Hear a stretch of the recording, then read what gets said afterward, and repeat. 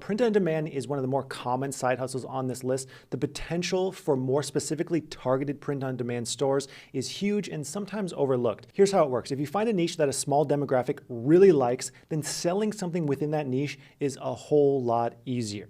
With this, your store will naturally have a much better conversion for ads, which can make it much more profitable than a typical print on demand store. Now combine this with how Zuck at Facebook knows literally everything about us, including our interests, our blood type, and the last time we ate. I'm the meat chef. It's not hard to find a niche to target. And then once you find a product and a segment that works, you can just target lookalikes, which are basically people who Facebook feels are very similar to the people who are already buying your products. Some examples of these types of products are mugs with different species of bugs on each for bug lovers, I guess, shirts with different types of beer on each shirt, or those terribly targeted t-shirts that say, it's a insert your last name thing, and they do it for literally everyone's last name. Thanks for tuning in, and if you enjoyed this content, make sure you subscribe to the main channel as well, right here.